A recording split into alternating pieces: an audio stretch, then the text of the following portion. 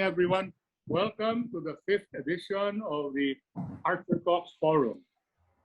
The Archer Talks Forum is a discussion that has been put together by members of high school class 1965 and college 1970 of De La Salle, Manila.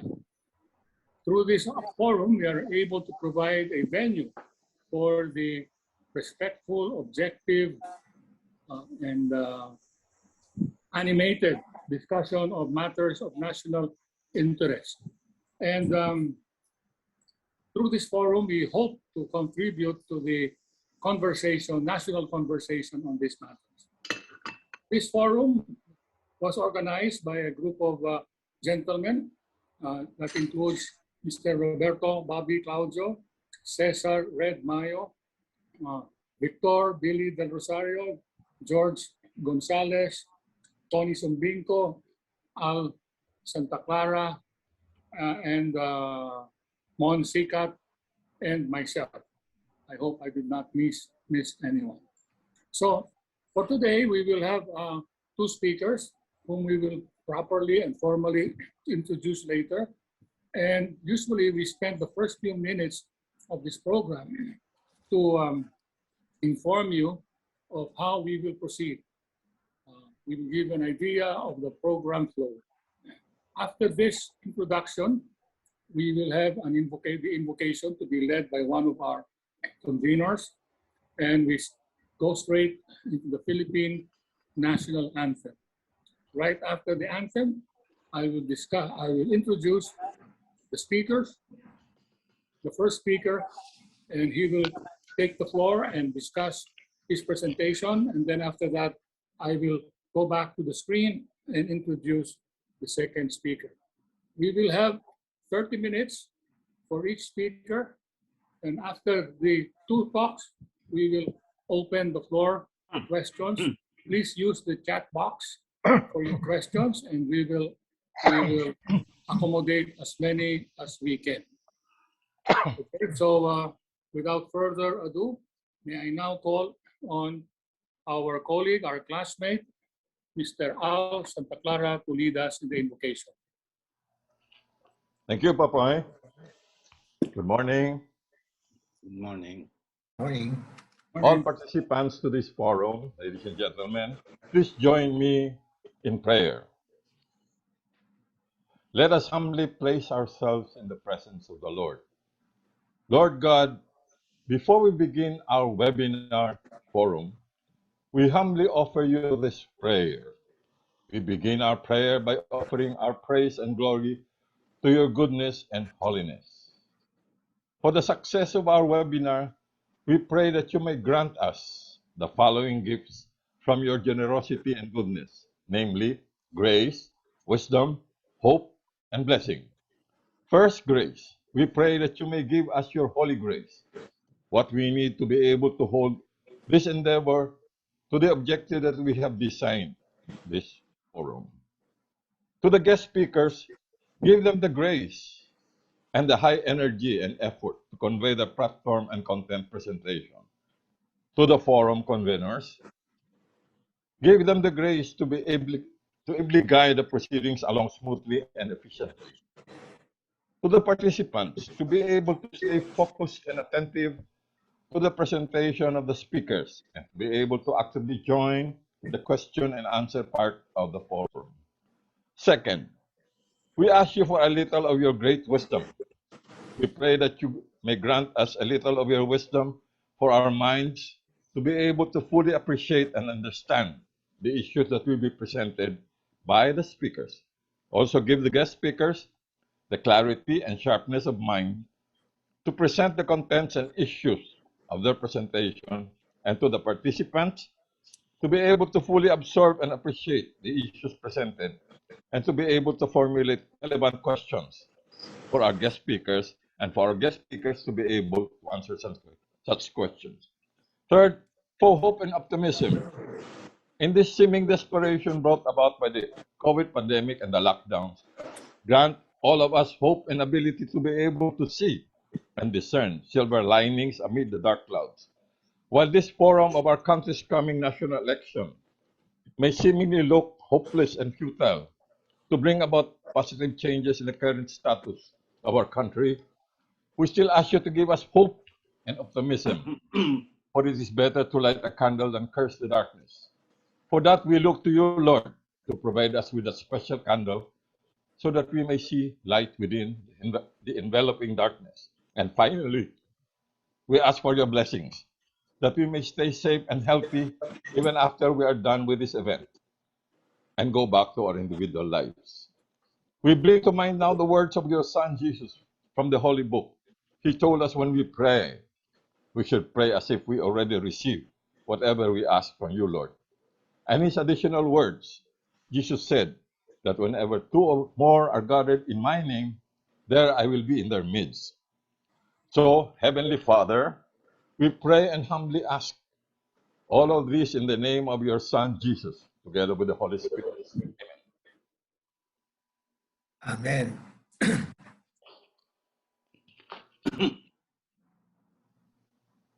Thank you. Thank you. What a way to inspire ourselves this morning by recalling the glorious moments of the victory of our Heidelin Diaz, who, by the way, is a student of the College of St. Benil. She enjoys a scholarship there, and she's doing very well. Now, this morning, we will tackle a topic which has been something that has been discussed off and on for many years, many years, at least 15 years. And this has something to do with our elections. And you know, we Filipinos take our elections very seriously. Now, there have been some issues raised on the conduct of the elections.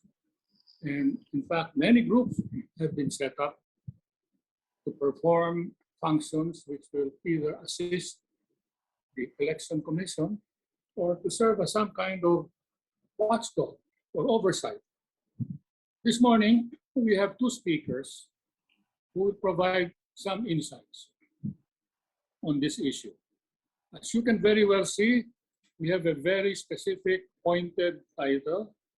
Will the automated polls deliver a clean, accurate, and credible election in 2022? Nothing can be more specific than that. And we hope our speakers will be able to shed light on this, and you also, the participants. You will be allowed to ask questions through the chat box. Everyone will be muted except us who are managing this the proceedings. Now, our first speaker is really a person who does not need too much introduction. Okay. Augusto Gas Lagman started his IT practice at IBM in 1962. He left IBM after 6.5 years to become an IT entrepreneur. He founded or co-founded more than a dozen IT companies, among which were Data Prep Philippines Incorporated, System Standards Incorporated, and STI College, where he was chairman for the first 17 years.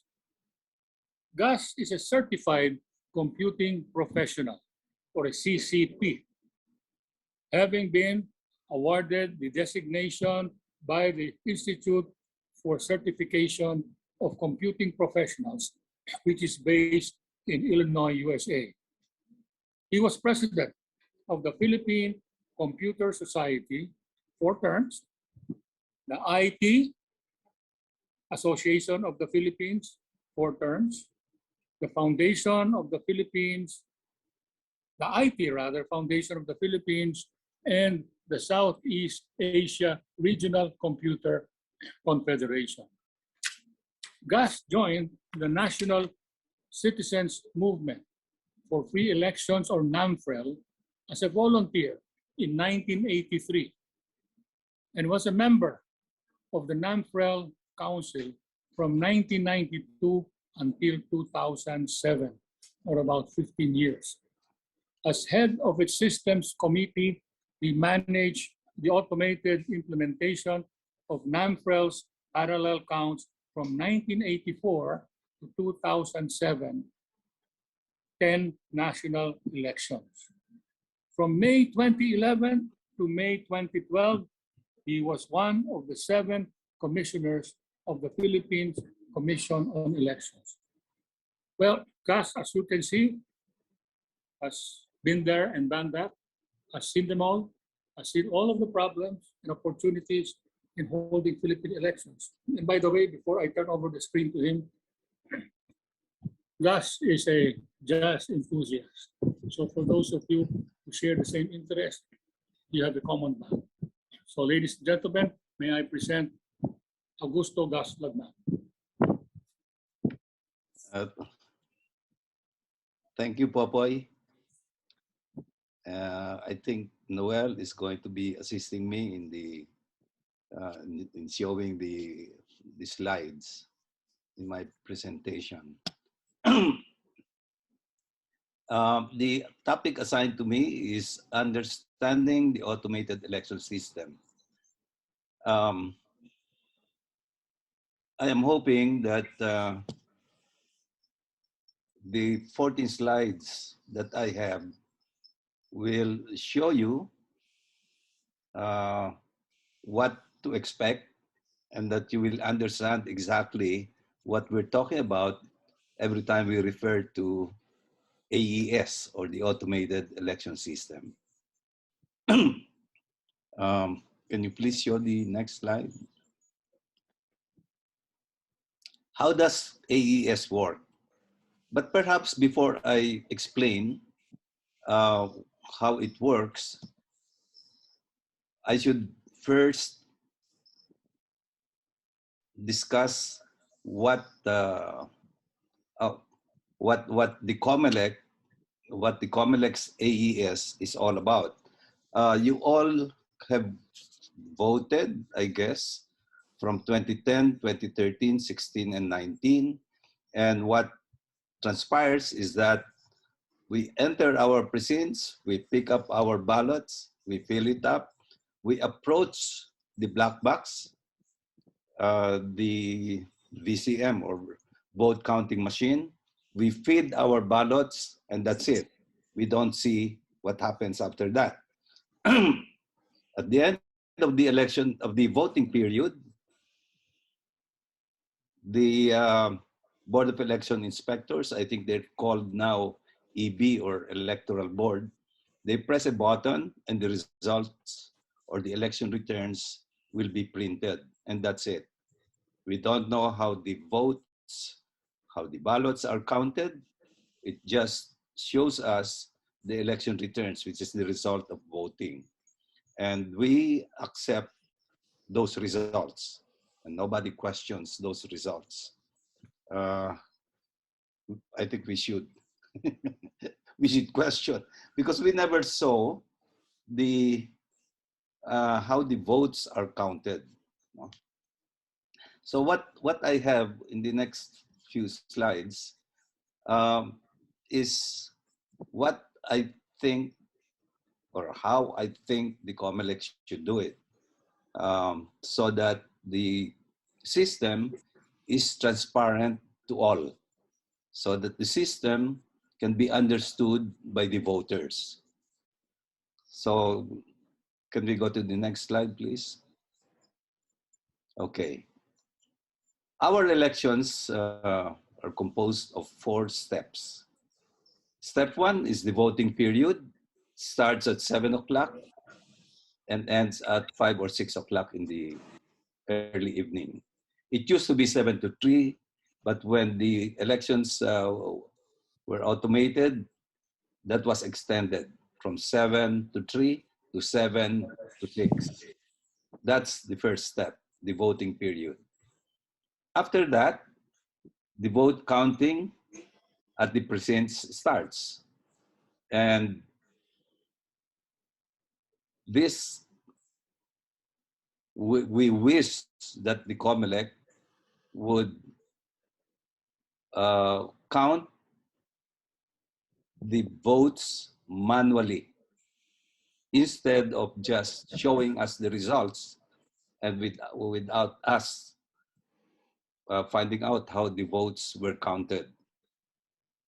Now, what I'm recommending is that the votes be counted manually, but at the same time, there should be assistance from a person with a laptop so that as the votes are being counted, one is added to that candidate that was just uh, um, read from the ballot. So manual and laptop assisted. The third step is that after the vote counting has been done, the results will be transmitted electronically from the precincts to the canvassing centers.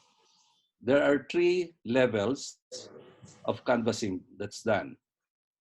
The municipal canvassing, provincial canvassing, and the national consolidation of the votes. So those are the steps in our election system. Next slide, please. Okay. I mentioned that the second step is the counting of the votes. This is what happens in the present, and I'm sure some of you have observed how it's done. There is a BEI chairman. I think it's now called EB chairman or electoral board chairman, who reads the contents of each and every ballot. As he reads the names of the candidates, one of the members of the BEI or electoral board records the votes manually on the tally sheet in front of him. The other member records the votes on the tally board. And what I am proposing here is that the second member should use a laptop and a projector, and so that he can project the results and the counts as they are being read.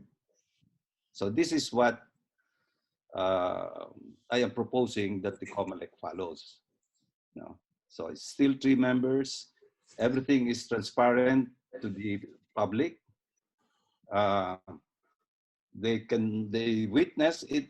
The counting only takes about 5 hours anyway, and it might even be faster now because they're planning, or it has been proposed to them that they use codes uh, instead of just the names.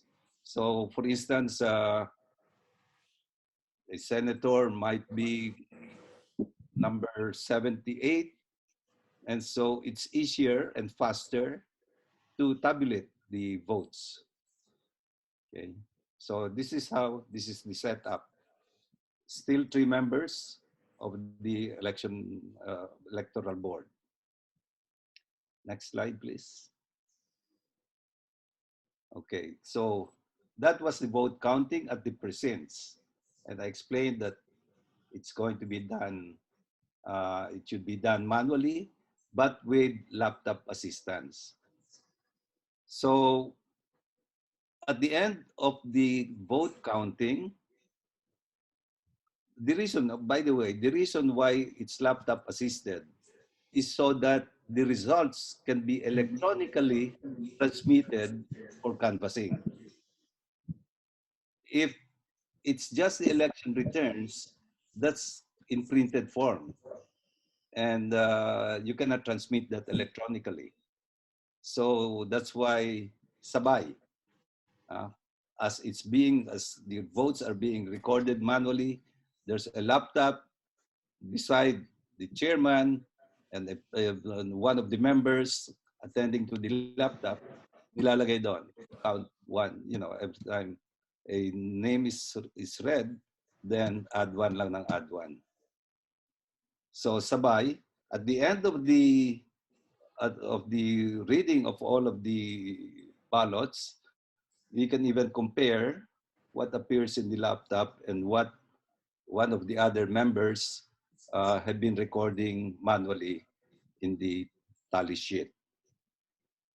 When they tally, then the results will be transmitted from the laptop to the canvassing center, the municipal canvassing center.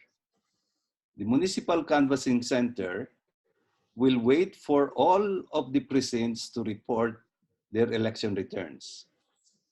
And the municipal canvassing center will tabulate all of the election returns coming from the precincts. When that's done, the municipal canvassing center will transmit also electronically the results of the tabulation at the municipality to the provincial canvassing center. The provincial canvassing center will then wait for all of the municipalities and cities in the province to submit the result of their tabulation. The provincial canvassing center will tabulate all of those reports to come up with the total for the province.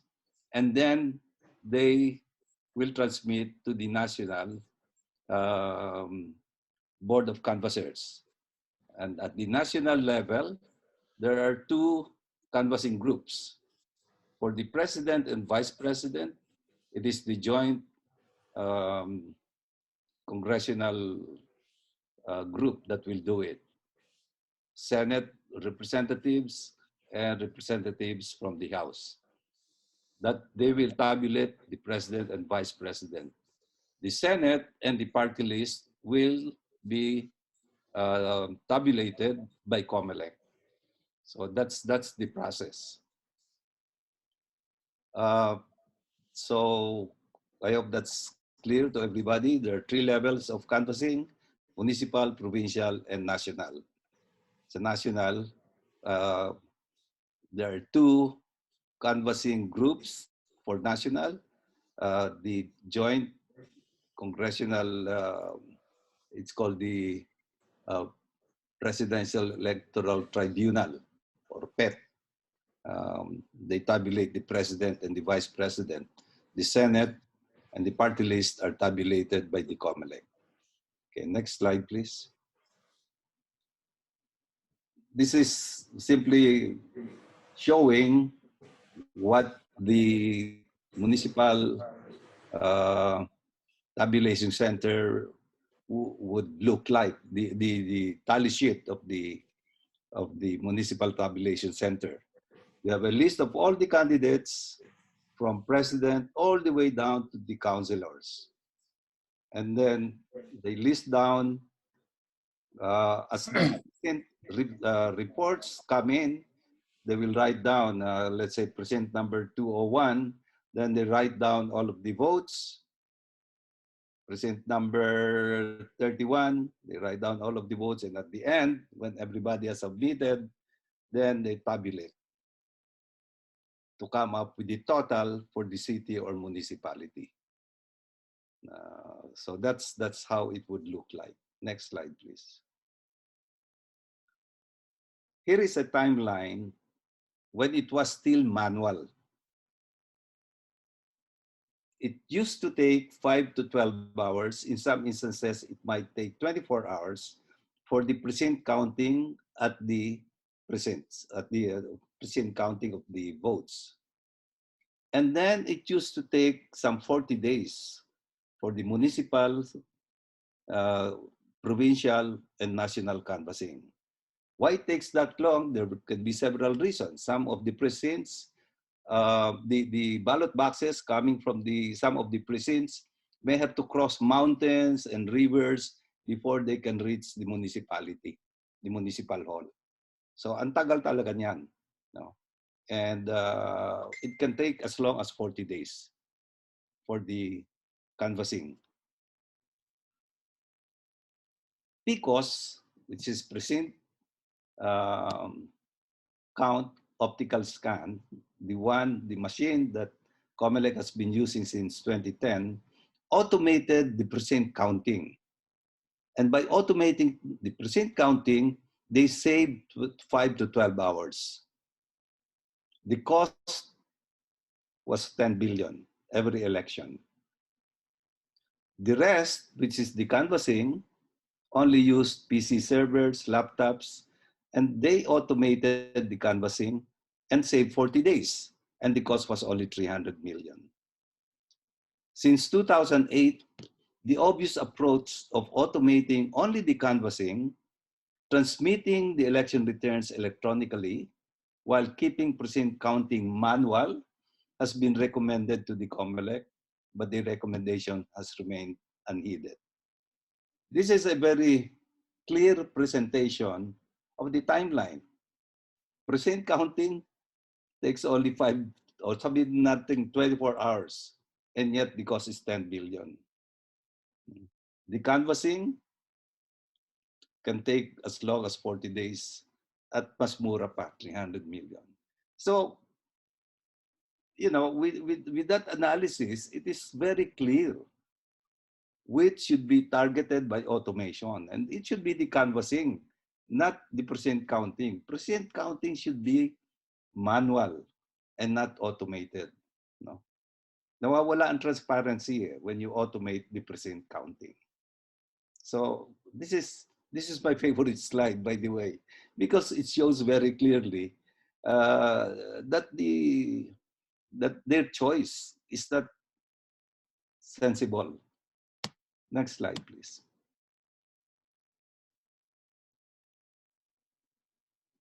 Oh.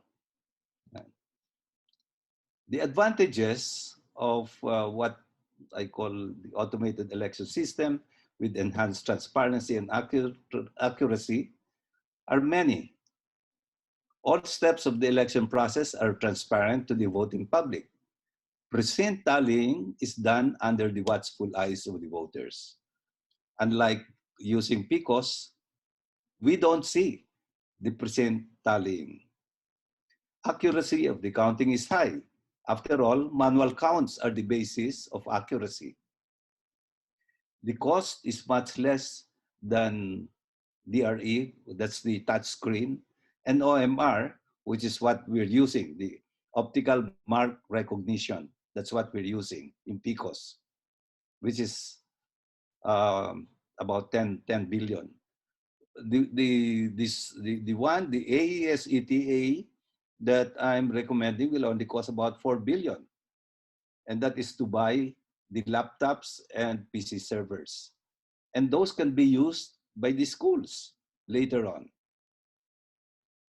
And even the ballots will cost much less because the ballot is smaller, that they only allow for spaces where we can write the name of the president that we're voting for, vice president, etc. Very minimal election board training and no voter training necessary because that's what we've been using since 1946 when we had our first election.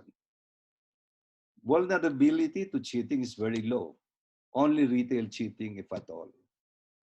Software will use open source and can be reviewed by anybody interested. Right now, we don't even get to see that software. Only a group of technical people gets to review them, and they're being given a very short time to review. And the review is controlled in one location. It should be open to all. It should be available in a website so that anybody can review the source code. Since only PCs and servers will be used, they can be purchased in any big city, therefore less logistics concerns. No warehousing and equipment maintenance necessary, as all the machines can be donated to schools after each election. And a new set can be purchased every 3 years. Unlike now, with PCOS, they're in storage right now, maybe rotting away. And before we can use them again, they'll have to be maintained, they'll have to be repaired. Whereas if we were only using PCs and laptops, we won't have that problem. Of course, no ballot box snatching as the results are transmitted electronically. Next slide, please. The only disadvantage is that precinct tallying will be 5 to 12 hours longer than touchscreen and PICOS, the optical mark recognition system. Maybe even shorter, because if we redesign the ballot and we use codes, the precinct tallying can be maybe cut into half, the time to count to tally the votes. I think this is my last slide. Next slide, please. Oh, hindi pa pala. There are countries that abandoned electronic voting. Next slide, please. Germany, for example, used to be automated. They went back to manual. The German Supreme Court eventually ruled the voting machines unconstitutional. Next slide, please. Ireland, they bought machines and then they found out later that that the cost was too high and there's public dissatisfaction with the system. Next slide, please. Netherlands also went back to manual from electronic voting. It was suspended after 20 years of use when activists showed that the system could, under certain circumstances, endanger the secrecy of the vote. An official commission found that the Ministry of the Interior and Kingdom Relations, which was responsible for organizing elections, was lacking in-house expertise, causing too much dependence on vendors and certification agencies. Voters had to switch back to pen and paper. And some states in the US also went back to manual elections. Next slide, please. Next. Why other countries abandoned electronic voting? It's not transparent, which is very bad. Next. Nobody witnesses the counting. If you don't witness the counting at the precincts, then wala ka nang nakita. That's why it's important that at the precinct level, we witness the counting. Kasi tuloy-tuloy na yan. And also, when we witness the counting, then we know we can trust that counting because it's witnessed by the public. Anytime precinct counting is automated, transparency is lost.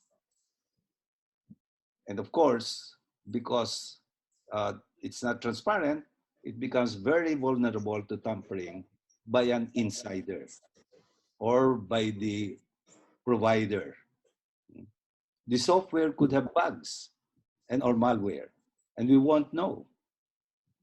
Voters are left with no choice but to trust the service provider and the implementers, which is COMELEC. Next. Next. Okay, that's my last slide. Thank you very much. I will be very glad to respond to any questions that you might have. Thank you. Thank you, Mr. Lagman, Gus Lagman. Thank you for a very instructive and informative presentation.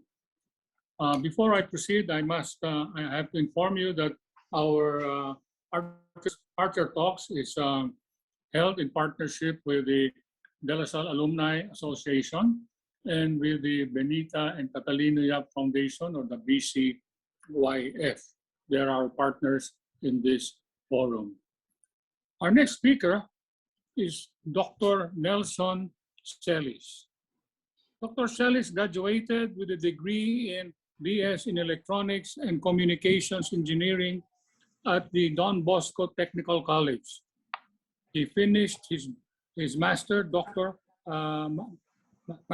and doctoral degrees in business administration at the De La Salle University. He has been a professional lecturer of the DLS's Graduate School of Business and Graduate School of Computer Studies since 1990. Several of his research articles have been published in prestigious local and international journals. An electronics and communications engineer with 40 solid years of experience in IT and management, he was awarded by the Institute of Electronics and Communications Engineers of the Philippines as the most outstanding electronics engineer in 2012. His expertise includes risk management, that is compliance with Data Privacy Act of 2012 and the European Union's General Data Protection Regulation, or GDPR, IT governance, corporate governance, strategic management, information security management systems, business process management, systems audit, project management, business continuity management, and event management. Dr. Celis spent his early 10 years in the data center, operations and information systems planning of a utility company, 10 years in the banking sector as chief information officer of an ATM consortium and a commercial bank. He later became director of an international auditing firm doing information risk management services, chief operating officer of a group of companies, general manager of a technology company, and executive vice president of a local college and university. He is also a regular columnist in the Manila Times. He has a column called Let's Face It, IT. A service to the nation, he was responsible for making our country Y2K bug-free when he was commissioner of the Presidential Commission on Y2K Compliance and president of the Philippine Computer Society in 1999. He initiated an information security awareness program that changed the landscape of businesses managing information assets when he became the founding president of the Information System Society of the Philippines in 2002. In his different professional capacities, Dr. Celis has actively taken part in the Cyber Security Working Group, Commission on Higher Education, Department of Science and Technology, Information Technology and E-Commerce Council, TESDA, and National IT Council.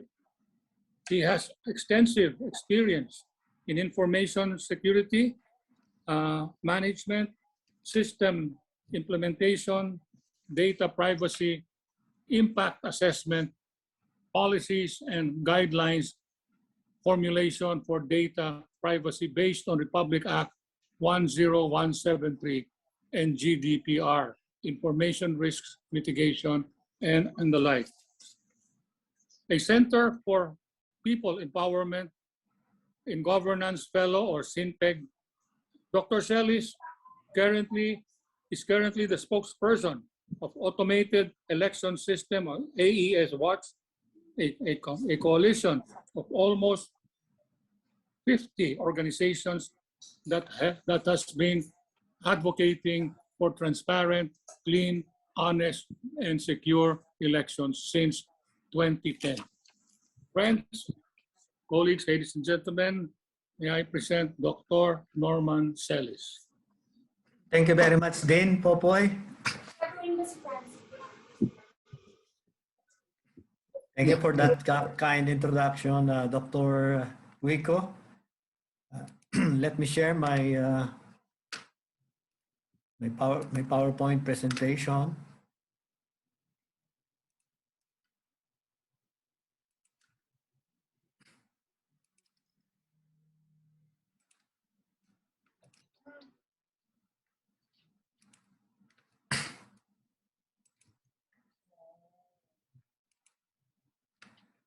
Okay, so the title of my presentation is all about the topic of this webinar. Will the automated polls deliver a clean, accurate, and credible elections in 2022?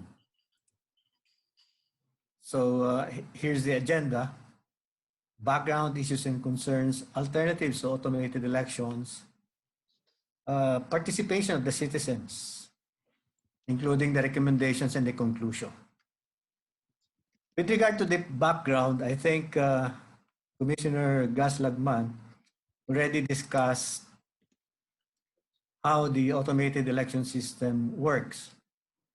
And I'm just going to highlight that before the 2010 election or automated elections, we could see the physical transport of the election returns from the precinct to the municipal, from the municipal up to the provincial, and to the National Board of Canvassers. So the physical transport could be seen by anyone, by the general public. But with the automated election, as explained by Commissioner Gus Lagman, that's 2010 onwards, all election results were transmitted electronically. And aside from what was mentioned by Commissioner Gus, election results were also transmitted in the COMELEC central server, the backup server, and to the server for the dominant majority, minority parties, Citizens Arm, and KBP. So in the past 4 elections, this server was called the transparency server that was installed at PPCRB, or Parish Pastoral Council for Responsible Voting.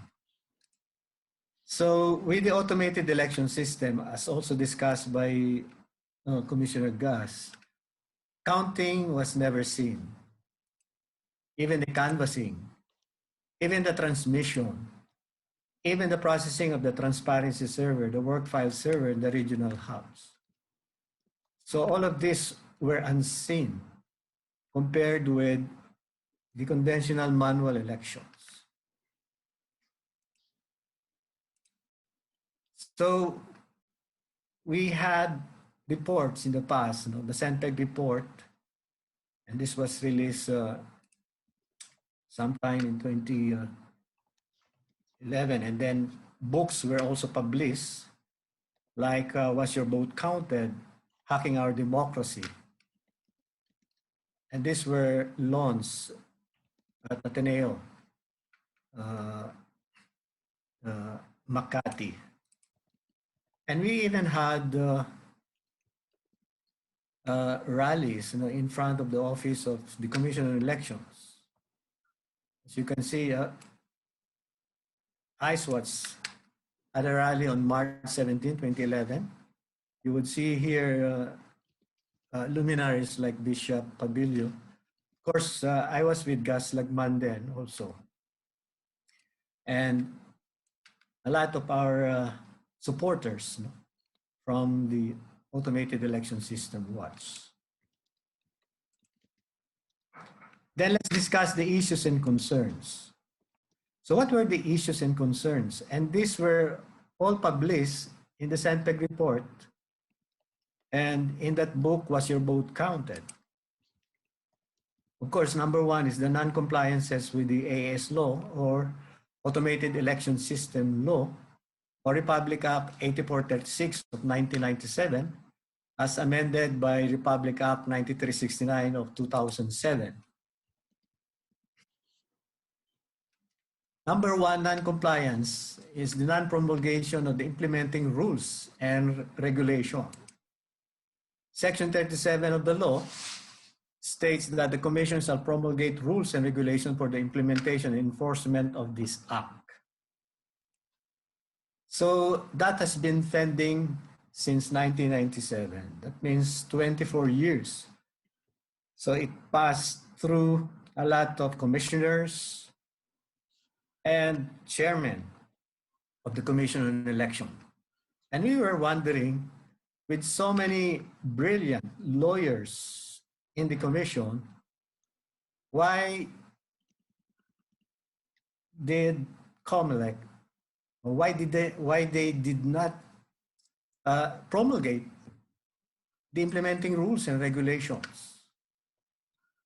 24 years. And until now, it's not yet promulgated. It's still counting. By next year, it will become 25 years. So the non-promulgation of the IRR yielded misinterpretations of the provisions of the law. Example is the non-generation of the voter verifiable paper audit trail, or BVPAT, or in short, voter's receipt from 2010 to 2013. So this is non-compliance with Section 6E. But thank you very much to Senator Dick Gordon. He was able to win the oral argument in the Supreme Court when he filed a petition that the voter's receipt weeks before the 2016 election should be implemented. That's why we had receipts from 2016 to 2019, and hopefully in 2022. The next issue is Smartmatic's admission of guilt. In 2012, there was the legal battle between the Smartmatic, the provider of the PICOS machines, and the actual owner of the PICOS technology, the Dominion voting system from Canada. The legal battle was surprisingly not considered by the Commission on Election as a critical risk, as they continued to patronize Smartmatic until 2019 without analyzing what Smartmatic revealed in the Delaware Court of Chancery. And these are the main points. Smartmatic said, this is against the Dominion, failing to deliver fully functional technology for use in 2010 Philippines national election, failing to provide timely technical support during and after the Philippines election, and failing to place in escrow the required source code, hardware design, and malfunctioning and manufacturing rather information. So Smartmatic admitted that there were problems in the 2010 elections and the machines itself that were delivered to the Commission on Elections or supplied to the government. And this is the picture of the that petition. And then Attorney Harry Roque in 2013 was asked by the group to come up with an analysis of that legal battle between the Smartmatic and Dominion. So he said in 2013, I was shocked to find that in Smartmatic's complaint against Dominion, it admitted that it was a mere middleman when it bid and was awarded a contract to supply an automated election in 2009. So it was very, very clear, not only with Attorney Harry Roque, that Smartmatic was only a middleman, because the expertise of Smartmatic was not the PICOS technology. Ang expertise po ng Smartmatic at that time, yung sinasabi kanina ni Commissioner Gas, yung touchscreen technology. Yan po ang forte ng Smartmatic, hindi po PICOS. Kaya sinasabi ni Attorney Harry Roque, who is now this secretary under the administration, spokesperson of President Digong, middleman lang talaga ang Smartmatic.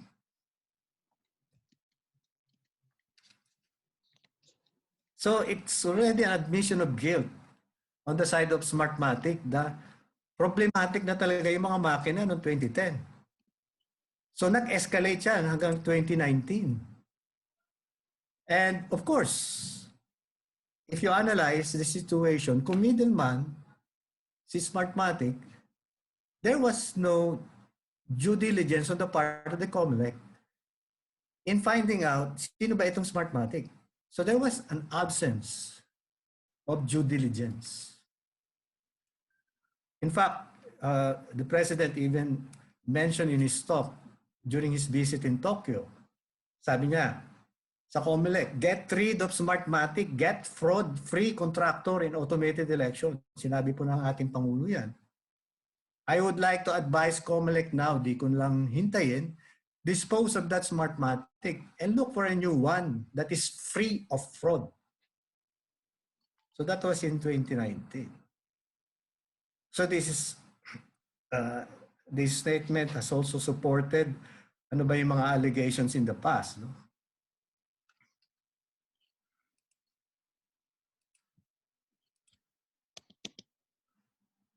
So what's next? So aside from Smartmatic's admission of guilt, na tayo ay ginawa lang na guinea pig, we experience unsecure communication channels. Ano sinasabi natin dyan? Sa Section 7, sinasabi dyan, all election transmissions by and among the automated election systems and its related components shall utilize secure communications channels. Secure, what does it mean? Eh sinasabi nga ng ating resource person during the technical working group ng Joint Congressional Oversight Committee noong March 18, 2019, the resource person was an ex-Smartmatic official by the name of Jeff D. I was there, katabi ko siya, and he was saying about irregularities in 2016 elections. Smartmatic, ex-Smartmatic po yung nagsasalita dyan. No? Hindi po kami ni Commissioner Gaslagman, hindi po ISWATS, hindi po SENPEG, and other members of ISWATS. It was an ex-Smartmatic official who discussed irregularities in 2016 elections. That's very clear. So, because of this, nagkaroon ng privileged speeches si Senate President Tito Soto noong March 6 and 14 of 2018. And these speeches were the basis for the hybrid election system bill that he lodged in 2019. It was Senate Bill number 7. Ang sinasabi po ni Senate President Soto's investigation on alleged fraud in 2016 election was focused on early transmission of election results on the day before the elections, May 8. Kasi yung ating elections, May 9, ano po. Ang sinasabi po ng Commission on Elections dyan, nagkakaroon po sila ng field testing. Pero yung field testing nila is Monday to Friday. Ito nangyari ito no May 8, Sunday. So hindi po pwedeng field testing ito. No? And then sudden utilization of undisclosed queuing servers on May 10 to 11. And then there was this establishment of 7 regional hubs of the COMELEC and failure to electronically transmit 3.86% of election results, representing at least 1.7 million votes. So ang sinasabi po ng Senate Bill number 7 as stipulated in Section 8, counting of votes to be public. So the Board of Election Inspectors or BEIs shall publicly count in the polling place the votes cast and ascertain the results. Ito po yung ini-explain kanina ni Commissioner Gas na ang counting of votes should be made public, no? Para may transparency. I was fortunate to be invited by the Consultative Committee on Federalism, headed then by Chief Justice Puno and Senator Nene Pimentel on April 11, 2018. I presented there electoral reforms needed for our elections. So nag-present po ako dyan. And Father Aquino summarized my presentations. Father Aquino of San Beda. And he said, in all elections, the appreciation of ballots and counting of votes by whatever manner shall be accessible and open to the public. Actually, napasok po yan doon sa draft ng federal constitution natin. Yan po yung nakalagay dyan sa draft. So, yung commission o yung committee were convinced with regard to my presentation at that time. Kailangan public. Kasi pagka nagbilang ang PICOs, nagbilang ang tawag nila ngayon dyan, ang vote counting machines or VCMs, hindi na po nakikita yan as is explained kanina ni Commissioner Gas earlier. Kailangan public. Yan din ang nakasaad doon sa draft federal constitutions.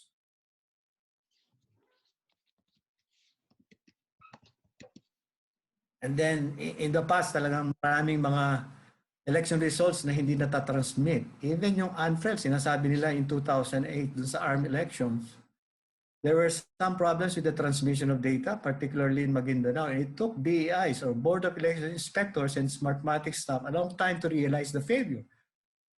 And there was even a major problem there that was not even resolved. Smartmatic was able to change the election results in the computer server remotely.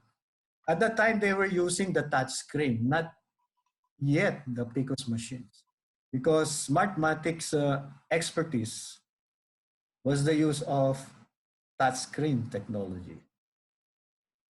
Why unsecure communications? Remember the Comelec incident a few weeks before the 2016 elections? It's already a manifestation that Comelec communications channels are unsecure. Even the National Privacy Commission in 2016 said that they violated RA 10173 or Data Privacy Act of 2012. Comelec never secured the transmission from the precincts to municipalities, cities, and provinces. There were even rogue PICOS machines that were able to transmit election results electronically. And then another issue, non-compliance, authentication of the Board of Election Inspectors and Board of Canvassers to their digital signatures.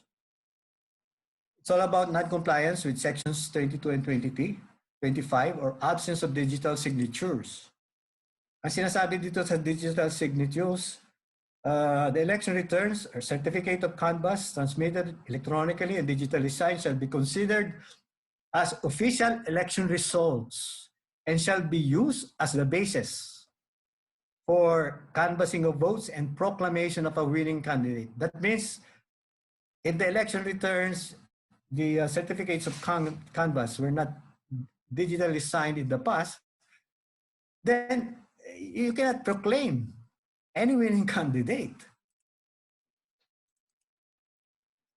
Even in Section 30, the manner of determining the authenticity and due execution of the certificate shall conform by appropriate authentication certification procedures for electronic signatures as provided in Republic Act number 8792 or E-Commerce Law of 2000, as well as the rules promulgated by the Supreme Court.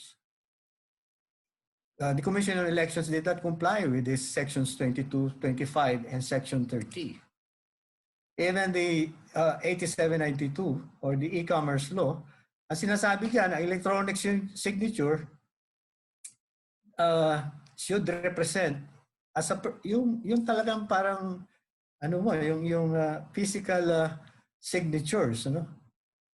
And there has to be used some sort of a public infrastructures or a digital signing certificates or technology. Even the Supreme Court's rules on electronic evidence is saying that you should use electronic signature that represents the functional equivalent of the signature of a person on a written document. As that was released by the Supreme Court as early as 2001. Yung e-commerce law was enacted in 2000. So several decades ago, yung digital signatures na yan, nandyan na po yan. And even during the time the former President Gloria Arroyo, she even released an executive order number 810, institutional certification scheme for digital signatures, and directing the application of digital signatures in e-government services. Ay, yung election natin, 2010. Itong executive order na to was even earlier than the automated elections. Even the Department of Energy came out in 2011, the rules and guidelines for the implementation of these digital signatures. In 2015, I also heard USEC, or Undersecretary Luis Napoleon Casambre, the chairman of the COMELEC Advisory Council.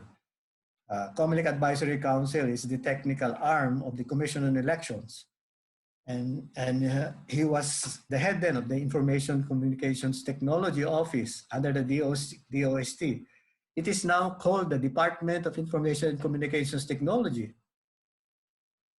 And he said, before the Joint Congressional Oversight Committee, chaired by Senator Coco Pimentel and Congressman Sarmiento, he said, actually, even in 2013, we have been working with the Commission on Elections as far as the digital signatures are concerned.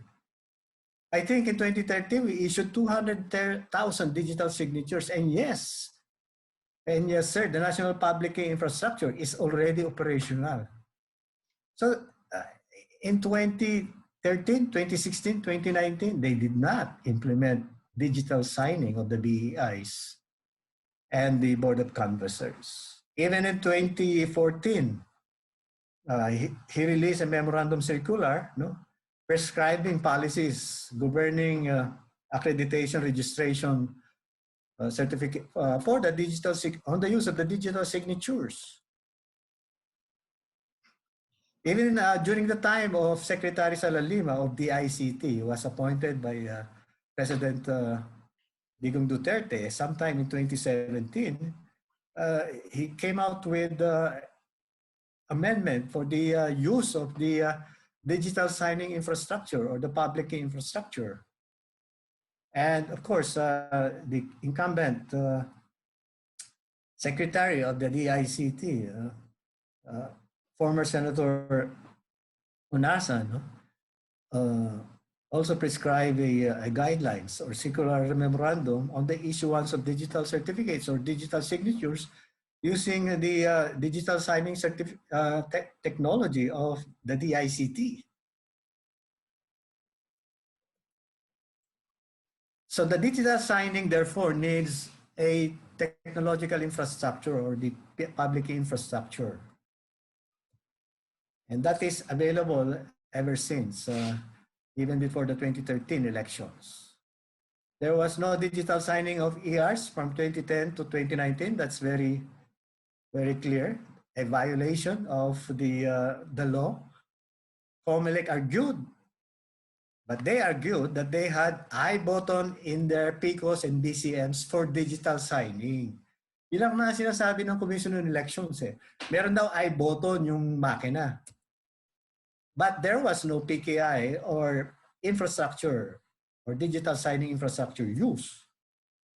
No digital signing of the certificate of canvass, the Board of Canvassers from 2010 to 2019 also, using their consolidation canvassing system, their laptop computers at the municipal, city Board of Canvassers and provincial Board of Canvassers.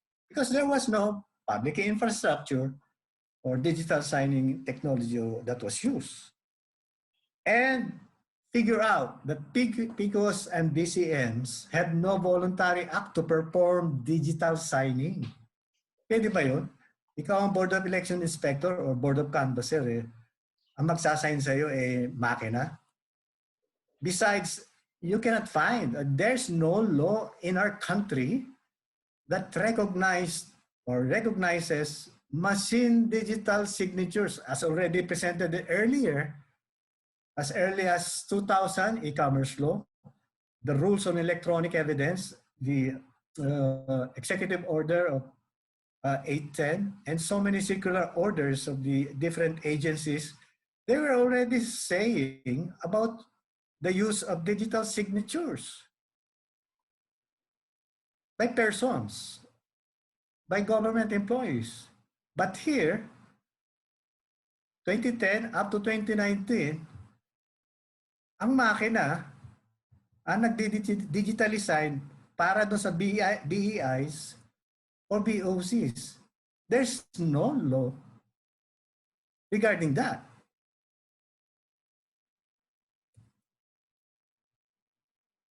Even the anti-red tape or ARTA, anti-red tape authority, has also issued a memorandum circular directing government agencies to use digital signing or digital signatures.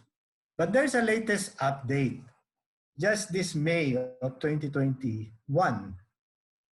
So BEIs to digitally sign election returns generated by vote counting machines in 2022.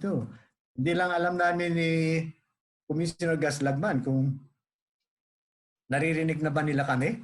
Naririnig na ba nila ang Joint Congressional Oversight Committee? Because COMELEC Commissioner Marlon Casqueo said, this is to make, for the use of the digital signing, he said, this is to make sure what was being transmitted from the BCM, from the voting center, are the election returns that will be transmitted also to the canvassing center. So ano ba ibig sabihin niya? Hindi siya sure in the past na yung Commission on Elections na nagtatransmit yung PCOS machines ay nagtatransmit talaga doon sa canvassing centers? Tapos dinuktungan niya, we wanted to implement this even in 2016 and 2019 elections. However, the Department of Information Communications Technology was not yet capable of doing the digital signatures. I'm sorry, Commissioner Casqueo. This is not true. Because Casambre in 2015 already, a Joint Congressional Oversight Committee said, before Senator Coco Pimentel, he said, we have digital signing already in place. So sana malalaman ni Commissioner Casqueo na hindi ready yung DICT. And then COMELEC knew digital signing since 2003. They knew about it. Because the MySecure Sign, a subsidiary company of PLDT, conducted digital signing training for the COMELEC people in 2003 at PLDT, Bonnie Avenue, Mandaluyong, as approved then by former Commissioner Rex Bora, Sumalangit Awa.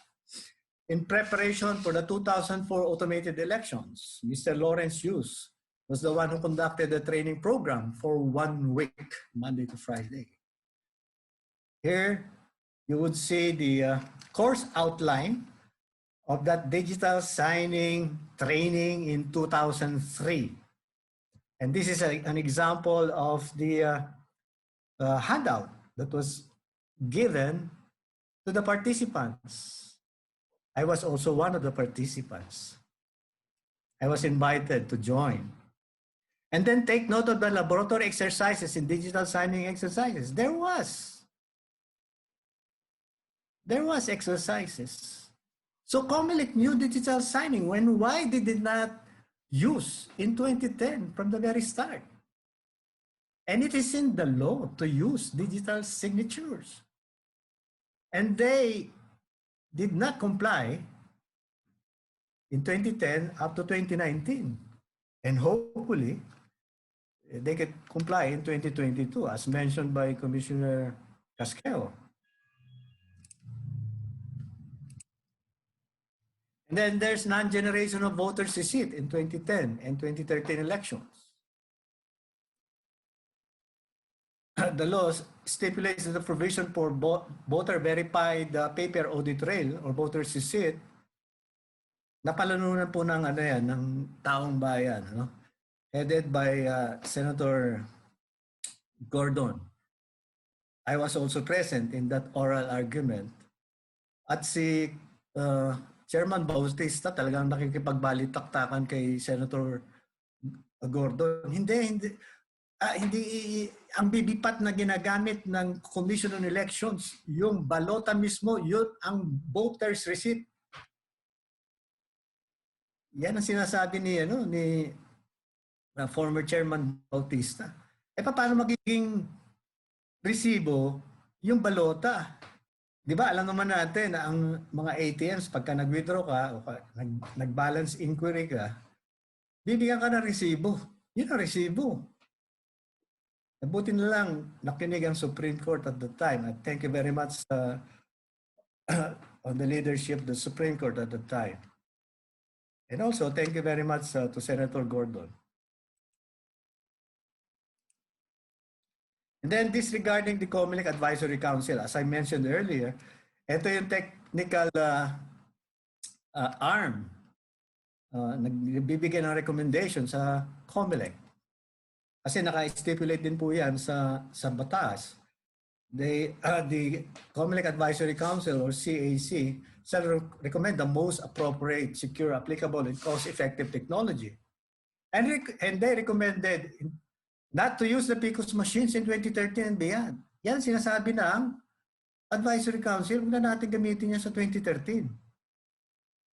Medyo hindi natin maintindihan si Chairman Brillantes at the time. He pushed it. And sinasabi rin ng CAC na dapat gamitin natin yung digital signing technology in 2013 and beyond. Kasi ready na ang ICTO or DICT. Hindi ko lang malaman ba't sinabi ni Casquejo yun ni Commissioner Casquejo.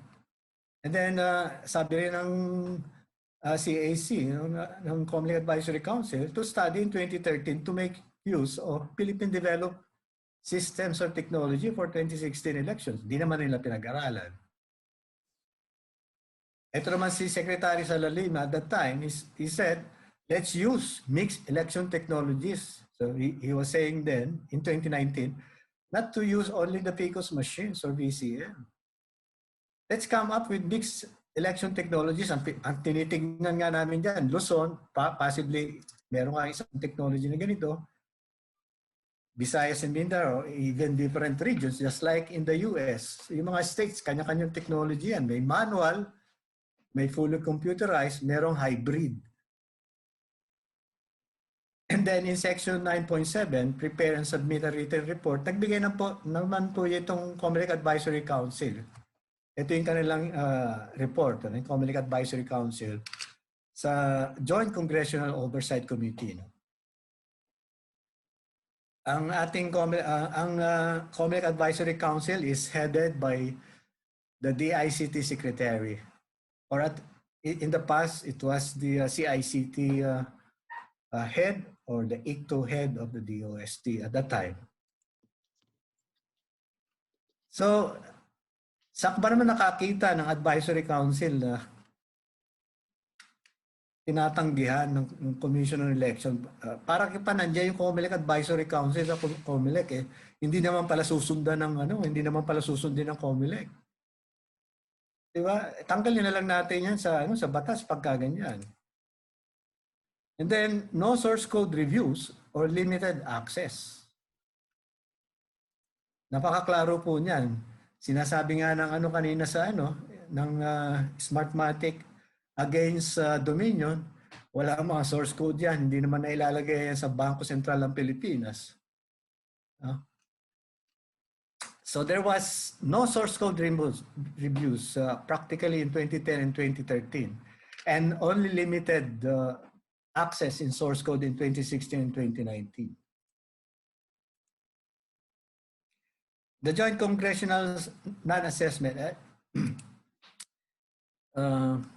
ito medyo sensitive ng konti dahil This concerns the Joint Congressional Oversight Committee to submit they failed to submit any single assessment of the implemented AES systems to Congress in session since 2010.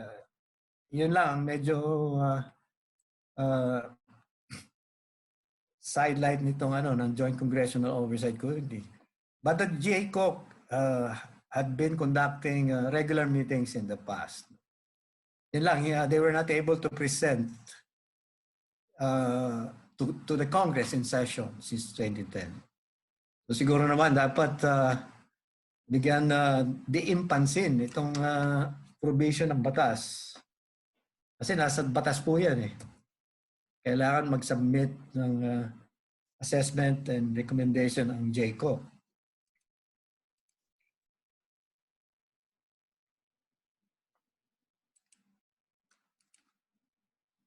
And then prohibited acts, sinasabi dyan, utilizing without authorization, tampering, damaging, destroying, stealing, interfering, use of computer, counting devices, causing access to using, altering, alterations, etc. Because we have had several cases, actual cases of these prohibited acts, unauthorized alterations. No?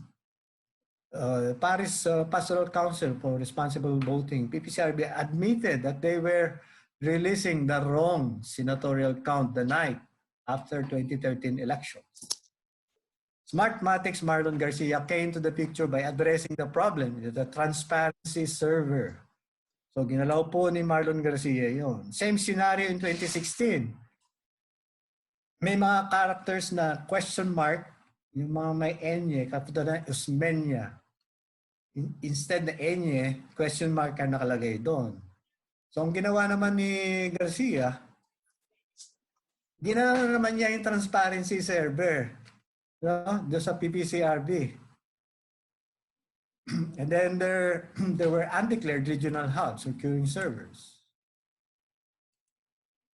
So here we have clear indications na talagang merong violations, no? Ginalaw ang transparency servers, no? Without authorization. Even Comelec Commissioner Guanzon in 2016 said they should be liable, Smartmatic, to the people of the Philippines. They were not supposed to change anything without our knowledge and permission. Napakadiin po na nung sinabi ni Commissioner Guanzon in 2016. Bakit pinakikailaman nitong mga Smartmatic, yung mga processing ng transparency servers sa PPCRB?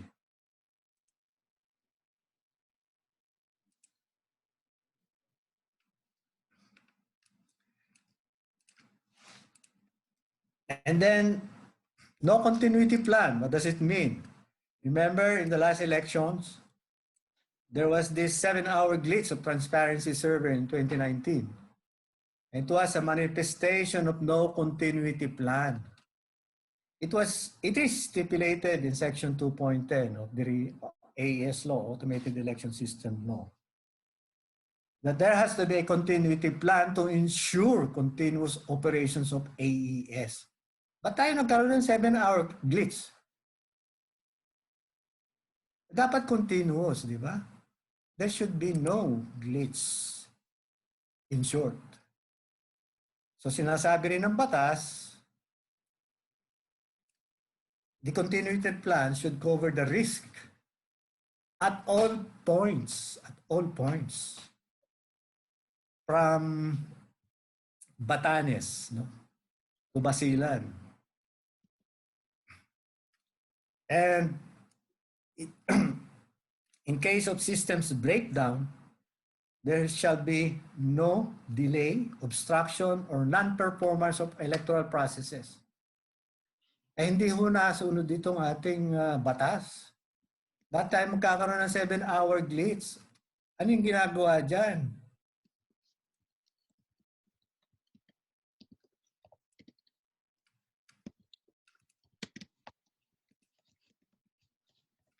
Okay, we're now down to alternatives to automated elections.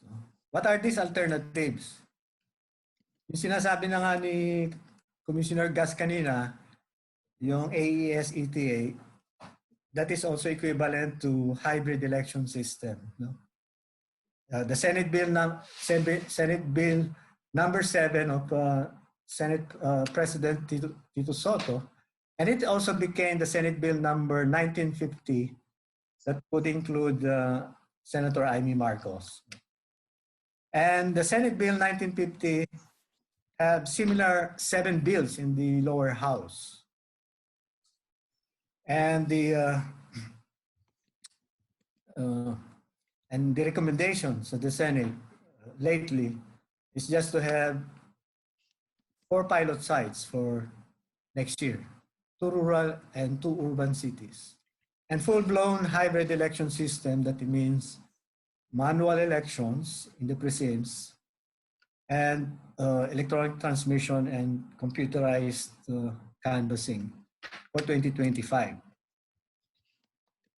So this is I think what Commissioner Gas Lagman presented earlier is this hybrid election system. And then the next option or alternative is to go back to manual elections. No? In January 2004, Supreme Court directed the Commission on Elections to stop the automated election system implementation based on its ruling on the petition of the Information Technology Foundation of the Philippines against the use of automated counting machines of Mega Pacific Consortium. Supposedly, dapat automated na in 2004 elections natin but it was stopped no? For some legal impediments that were detected by the Supreme Court. Kaya sabi ng Supreme Court, stop automation. That's why in 2004 elections, hindi pa automated tayo. Conventional manual counting pa rin. Ano nangyari at that time? So COMELEC reverted quickly from automated to manual elections in 2004 with only 4 months to prepare. Just imagine that. Sinabi ng Supreme Court ng January, go back to manual. Sabi ng COMELEC, will comply. So, nakaya naman po ng Commission on Elections at nagkaroon po tayo ng mano-mano and the Commission on Elections was ready at that time. And for these 2 options or 2 alternatives, there's still ample time to prepare for either hybrid or as recommended also by Commissioner Gas or manual elections. No? We still have time to do this. Pero kung maririnig niyo ang Commission on Elections ngayon, yung some of them, no, even in the media, wala na po tayong oras sasabihin nila sa atin. Pero in reality, may oras pa.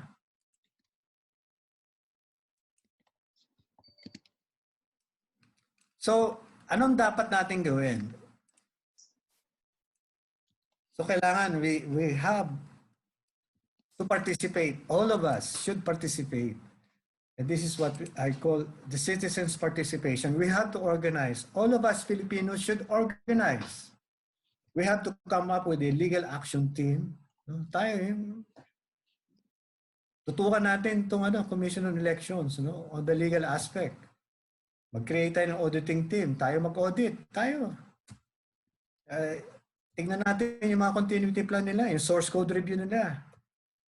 Paano nila nililinis yung kanilang voters database? Paano yung ballot printing?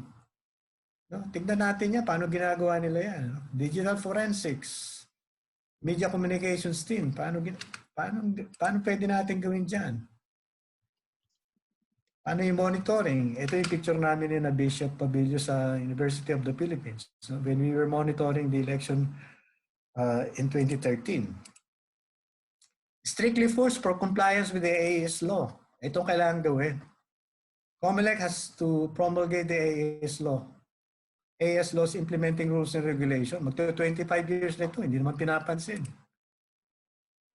Secure the communications channels.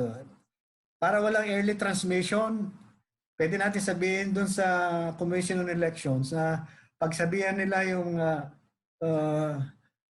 Smart at saka yung Globe, no? Huwag niyo buksan yung communications channel niyo, yung mga telecommunications facilities niyo Saturday, Sunday, no, before the elections. So, kailangan yung firing up and firing down of BCMs of electronic transmission makontrol ng ng mamamayan. Kaya nagkakaroon ng mga early and late transmissions. And then use digital signing. Hopefully tama sana yung sinasabi ni ni Commissioner Casqueo. Magkaroon tayo ng mga acceptance test certifications. No? And continue the use of voter receipts. Sa advisory council, hindi naman nila pinapansin eh. Siguro dapat mag-conduct tayo ng public hearing. Ano ba ang role ng advisory council? Bakit ayaw nyo pakinggan? And then yung source code review. No? Let's also conduct public hearing. How to perform transparent source code review. Yung source code review, kasi wala tayong implementing rules and regulation. Kung anong gusto ng Commission on Elections na source code review, ganun na lang susundan ng mamamayan. Acceptance certification of all the source code review ng lahat ng mga facilities ng automated election system. Siguro kailangan din natin mag-conduct ng public hearing. Bakit hindi nagkakaroon ng assessment ang Joint Congressional Oversight Committee in Congress? Hindi sila nakapag-present to Congress in session. No? Siguro dapat reviewin natin. Kailangan pa ba ng JCOP mag-present sa Congress? Kasi kung hindi naman kailangan at tanggalin na ito sa batas, i-amend natin yung batas. Yung prohibited acts na ginawa ni Smartmatic sa transparency service sa PPCRB. Kailangan nating i-certify din yun at tumatakbo na maigi yun. At saka pinag-uusapan rin namin na i-simplify na lang natin yung transmission of election results. Na ang transmission of election results, no, hindi na natin padala dyan sa transparency server. Nakokontrol kasi yung election results dyan sa transparency server na naka-install sa PPCRB. Ang dapat sigurong gawin natin dyan, gawin na natin yung ginagawa dati, yung concept ng NAMFREL. Bakit tayo nagkaroon ng NAMFREL from the very start? Nagkakaroon ng parallel count, di ba? Lahat ng election results punta ng COMELEC at independent din yung pagsasubmit doon sa NAMFREL, dyan sa Green Hills. Member din ako ng NAMFREL dati. So, separate yung transmission ng election results sa COMELEC at saka sa NAMFREL. So, dapat ganyan. Simplify natin yung transmission, tanggalin na natin yung transparency server. Lahat ng mga presinto ay diretso mo na sa KBP. Diretso mo na sa Citizens Army yan. Sa political parties, matutuwa pa mga political parties dyan dahil sila nakakakuha ng unedited na hindi nagalaw dyan sa transparency server. Di ba? Mas maganda yan. Yung transmission, diretso na sa political parties. O di alam kaagad nila ano yung resulta ng presinto na ito, ano yung nangyari dito, ano yung galing sa probinsya, ano yung galing sa mga cities. Di tayo magdidepende, lahat ng mga political parties, di tayo magdidepende diyan sa transparency server na laging ginagalaw.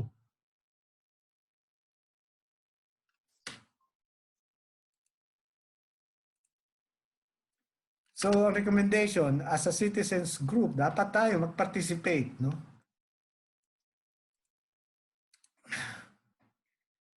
Yung illegal option to purchase of Smartmatic, no? COMELEC, nag-i-ignore ng mga recommendations ng GPPB.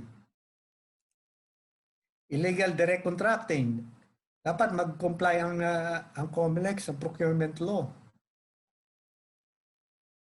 In fact, yung insider nilang magagaling na lawyer diyan sa COMELEC, sinasabi nila, mag-comply tayo sa batas, sa procurement law. Hindi pwede yung mga direct contracting. Talaga naman. Yan na, nagsasabi, mga lawyer diyan sa COMELEC. Walang direct contracting, dapat mag-comply tayo sa batas. So doon sa admission ng guilt, ang JCO, ang Congress, yung Advisory Council dapat mag-intervene sa procurement decisions of COMELEC. Huwag natin pababayaan sila. Sila lang ang, although they are the independent constitutional body, porque ganun, hindi na natin pakikialaman. Dapat mag-intervene ang Congress, ang Advisory Council sa procurement. We have to use other technologies. Yung write once, read many. COMELEC has to close all issues. DICT to help in digital forensics. Dapat ang COMELEC should articulate their no bio, no voto policy. Ano ba nangyari dyan? Nangyari dyan eh. And they have to collaborate with the DILG, and Philippine Statistics Authority para linisin yung database ng COMELEC. Gaano ba kalinis yan? Kung sino ba nakakaalam na malinis yan? Sila lang. And there were no penalties for non-compliance of the law. Dapat mag-conduct tayo ng public hearing. Pagka nag-violate ba yung COMELEC, walang penalty? Ganun ba yun?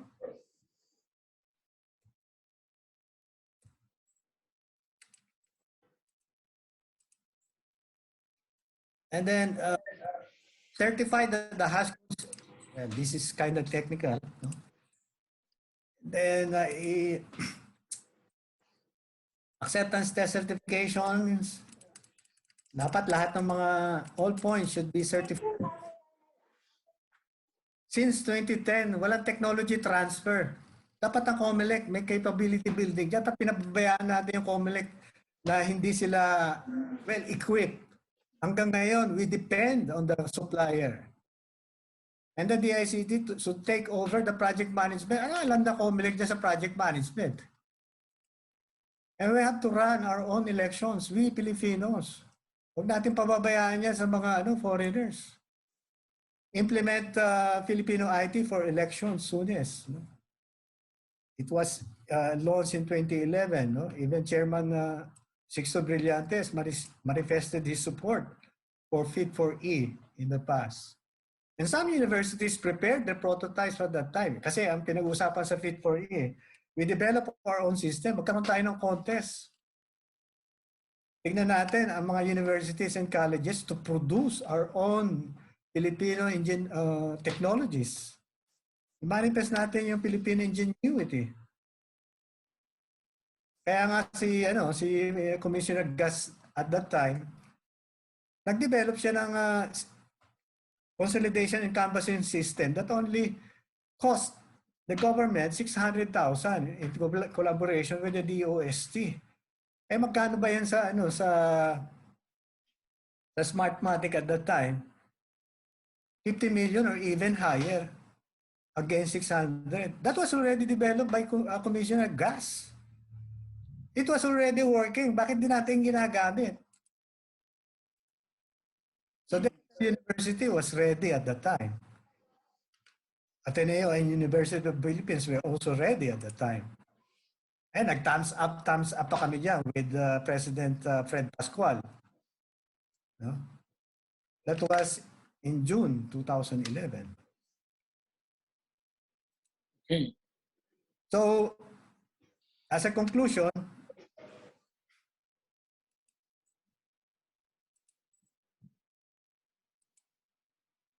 so hybrid election is still the best option in 22 elections.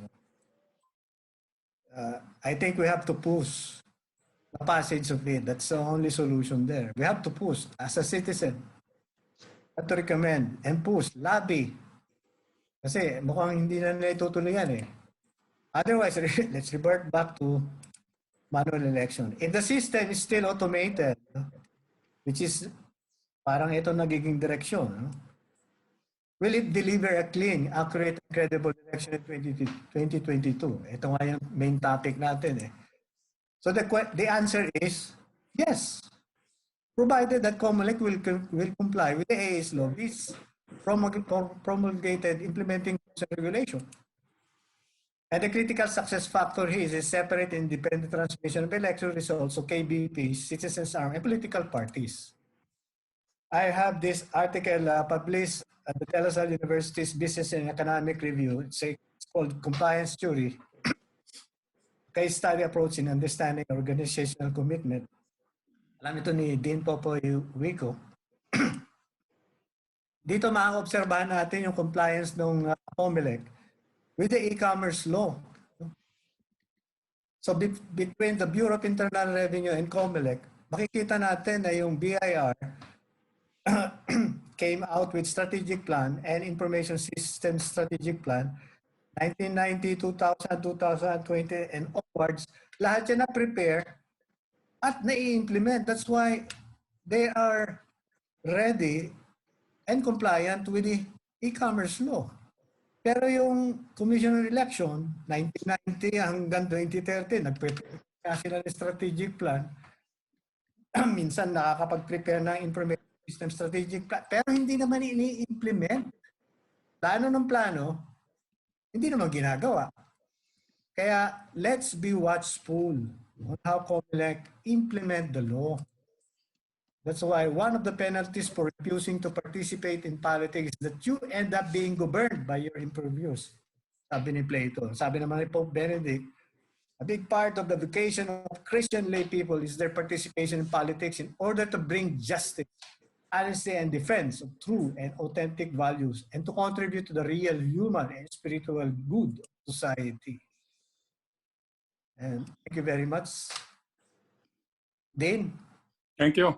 Thank you, Nelson. We have heard the challenge that you have heard. So many people are concerned, COMELEC, Congress, most of all the citizenry. We've got NGOs or bodies engaging in good governance. Here it is. Here is the challenge to include in your agenda governance of the elections, particularly directed at COMELEC and Congress, no? So that we become more relevant, more timely, and so that our governance advocacies are directed at the right place at the right time and for critical issues. We have about more than a dozen questions here, and it is now 11:40. Now, some of the questions have already been answered directly because they've been sending it to, for example, to Gus Lagman. Rex Trilon says, Gus, what are the rest of the democratic countries in the world doing for election counting, the canvassing? That has been answered. So Gus Lagman, will there be enough time for COMELEC to follow and put in place the recommendations? Thank you. Greg Mariano Jr. I think both of them, both Gus and Norman have said there's plenty of time. Even the Supreme Court, the last time, with only four months to go before elections, told the COMELEC, stop that. Stop the automated, go back to manual. If nobody is watching the canvassers, they can also manipulate the results transmitted to the subsequent levels. What measures are being undertaken to preclude this from happening and maintain the transparency of the process? Question from one of our conveners, Red Mayo. Would anybody care to answer that? Gus, Nelson, both of you? Meaning after the manual, nandun na sa canvassing center. What is the question exactly? If nobody is watching the canvassers, meaning there at the municipal, they can also manipulate the results transmitted to the subsequent levels. Okay, going above the municipal, provincial. What measures are being undertaken to preclude this from happening and maintain the transparency of the process? We've always been suggesting to the public that they should watch not only the precinct counting, but the canvassing as well. Kasi, in fact, cheating there is more wholesale compared to the cheating that is possible at the precinct level. Mas malalaki na ang mga numbers dun eh. So talagang ang pagbabantay, we should not stop dun sa pagbabantay lang sa presinto. We should also what's the canvassing that is being done at the municipal, provincial, and national levels. On the other hand, there is one other option. No? Get a copy of the election returns. If somebody, an organization, can get a copy of those, they can do their own tabulation and then simply compare with the tabulation at the municipal or even provincial or national level. Those copies are very important. In fact, ang gusto ko i-suggest sana sa COMELEC is that instead of just giving a copy of the election returns, a printed copy of the election returns, they should also provide for a digital copy. Kasi kung printed copy lang, ang tagal, i-encode mo pa yan to be able to tabulate them. But if they provide the citizens' arms and whoever with a digital copy, we can automate the tabulation. And so we will be able to compare those results kasi mabilis doon sa municipal and provincial and even national level canvassing. Malinaw ba yun? Yun sana mabigyan tayo ng digital copy. Dean, if I may.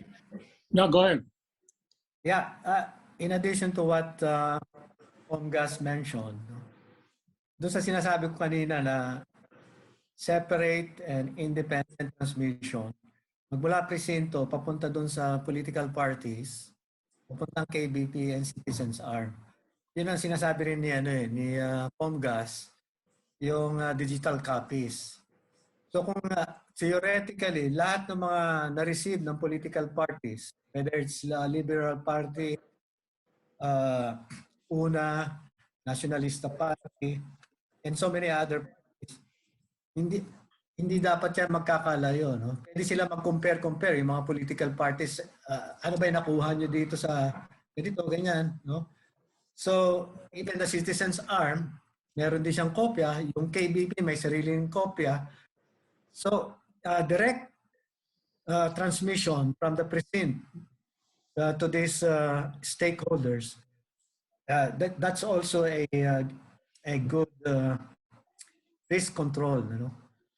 Hindi na natin, even without basing sa mga result ng canvassing. Kasi nakakakuha tayo ng rectang election results from the ground. You know, even better siguro, sana i-upload nila sa isang website lahat ng election returns. So anybody, a Filipino in the Middle East, can even do his own tabulation, di ba? Yes. I-upload ng website lahat ng election returns. Yes, and we were even discussing na during the counting, dapat meron tayong payagan, ano, yung video taking, no, live streaming doon sa presinto. Pinag-uusapan nga namin to sa mga sa mga committees na electoral reforms. Payagan yung pagkuha ng mga pictures ng BBPAT, ng resibo, ano, and then that will be a very potent tool, ano? Kasi ang resibo nakita yun ng botante. Kasi bago umalis siya ng presinto, titignan niya muna yung resibo. Ito ba yung binoto ko? Pag yan na kinunan mo ng pictures, no? At the end of the precinct counting, hindi mong yan eh. Pinag-uusapan namin yan na pwedeng i-upload sa grupo, no? And then compare it with what the machine counted. So kung po pwedeng kunan natin ng picture at the end of the counting, yung mga balota, yung mga resibo. Yan ang isang mga measures na pinag-uusapan namin na very credible yung mga ganung recommendations. Din. Okay. There is a question here from actually it's a comment. Just a while. It's a comment. It's a response of Commissioner Gas to Rex Drilon, who's been sending questions much earlier. No, Rex was asking about the other countries. What are they doing? Which was of course answered earlier by Gus, Mr. Lagman. But Mr. Lagman also mentioned in this country, especially in Europe, they have a parliamentary system, so they only vote for very few representatives. No, Gus ended by saying we have one of the most complicated election systems in the world. Now, question from the Alianza Agricultura, farmers and fisher folk, represented by Ernie Ordonez here. They have objected to the lack of transparency that has resulted in corruption and injustice at their expense. Transparent elections are their hope for good governance. Mr. Lagman's proposal guarantees this. Mr. Lagman, why are they resisting your Dr. Celis's proposal, and what can we do to correct this? I think one of the answers was, one of the suggestions was to organize. But anyway, maybe ask Mr. Lagman and Dr. Celis to respond to this. Well, we're not a very big group, and the COMELEC does not listen to us anymore. We've been trying to get their attention for many years, no? But if kaya gusto naming maipaliwanag sa taong bayan kung ano yung pinag-uusapan natin dito. And in fact, my presentation, I think is very simple and very clear, no? Para maintindihan ng lahat, no? Because we need the support of more voters so that we can convince COMELEC to listen, di ba? So yun lang ang kailangan namin sa mga tao, suporta nila. Yeah, I agree with Congress. No? We need citizens' participation. No? Hindi po pwedeng tayo-tayo lang, kami-kami lang. We need citizens' participation. We have to lobby kasi yung proposal ni Gus is also equivalent to Senate Bill 1950 or Senate Bill number 7. Yan yung hybrid election system bill. Nakatenga na. Kung merong maglalabi niyan, tuloy-tuloy tayo. Kasi ang direksyon ng nasa taas, lang tayo. Pilot project lang. I think it's very clear that there is a challenge here for the people to exercise democracy. Demo is people. Krasi means power. So to organize, I think that is what is being said here. This is what the IT people are asking for, support from citizens, NGOs, civil society. I think that is what they're saying. Now, there's a question here from someone who really knows the system because he has been a candidate. How can we check the alleged cheating by Smartmatic and COMELEC? It is reported that in certain precincts controlled by dynasties, their minions can just simply use the ballots with which are pre-marked for their preferred candidates. Well, yeah. I'm sure that happens, no? But kailangan man, well, if he's a candidate, then he can file a protest. Ang problema lang dito sa sistema ngayon, itong PCOS, automated system, what evidence can you use? Wala eh. Kasi if you feed yung mga balota doon sa makina, at the end of the voting period, pipindot ng lalabas yung election returns. Hindi makapag-protest ang mga kandidato eh. No? Pagkatapos tuloy-tuloy na, magpo-proclaim na. Unlike before, you witness the counting at the precincts. No? You witness it. You have a copy of the precinct results. And nawi-witness mo kung nagkaroon ng dayaan. In fact, there was a politician who told me before, alam mo Gus, mahirap bumalik sa presinto uli ang bilangan. Kasi ako, kitang-kita ko, nung dinadaya ako doon sa presinto, doon sa isang presinto. Sabi ko, is it that an advantage that you can see you're being cheated? Then you can file a protest. Ang mahirap dito sa PICOS, dito sa automated system natin ngayon, hindi mo alam kung nadaya ka. Wala kang nakikita eh. Kaya mas mabuti yung nakikita mo para makapag-protesta ka. Yeah. I think yung question na yan, nangyayari yan doon sa mga hotspots. Like for example, sa BARM. Naikukwento sa akin dati ni Commissioner Bore, nagpapadala sila ng mga military and police, even tangke. Kasi nga, ang hirap ng kalaban mo dun eh. Dato-dato, no?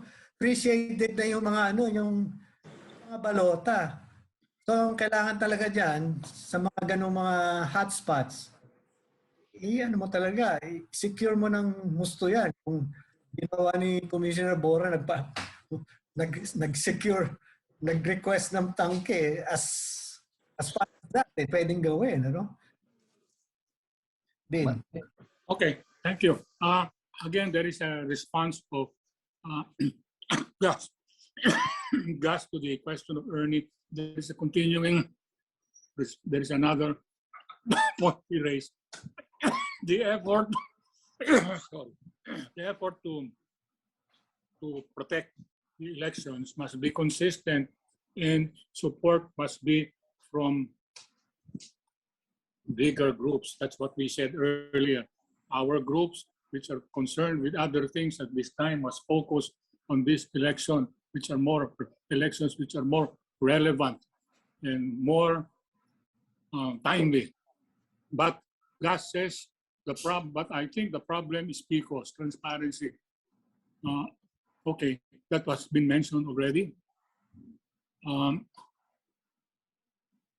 There is also the problem of not being able to catch up with the COMELEC's automated system. By the time we get going, baka proclaimed na ang mga winners. Yeah. It's clear that a 5-hour precinct tallying is worth it if only to make elections more transparent. Any reaction to that comment? I think they agree with you. Yeah. By the way, gusto ko lang i-mention that's why sinasabi ko that we need the support of a bigger group. Minsan anong tawag dito? Parang magrarally kami sa COMELEC. Dalawa lang kami doon. Ma-record ako lang at saka ako doon. Nakabarong pa yata ako. Nandun kami sa harap ng COMELEC. Nagpipikat kami dalawa. Ay, nako. If I may din, Yeah, go ahead. Kasi yung automated election system, we're using computers and technologies. Ako nung hinahawakan ko yung mga banking system ng isang ATM network, commercial bank, lahat yan dumadaan sa audit. Hindi pwedeng walang acceptance test certification yan. Ito man yung sistema natin, sinasabi nung international certification entity na hinahayag ng Commission on Election, hindi naman niya chine-check magmula Batanes hanggang Basilan eh. Lahat ng makina, unlike in 1996, in 1998, nagkaroon ng mga pilot projects dyan sa ARM,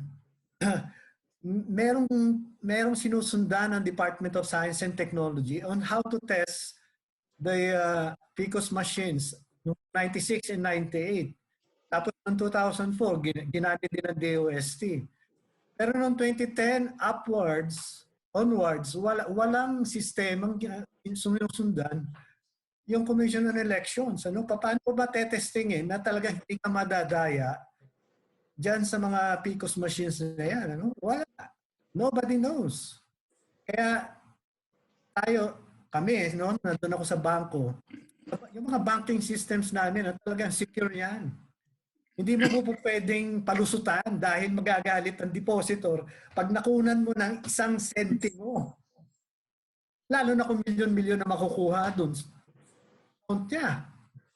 Ito, ang makukuha, milyong-milyong boto. No? Din. Okay. I pray.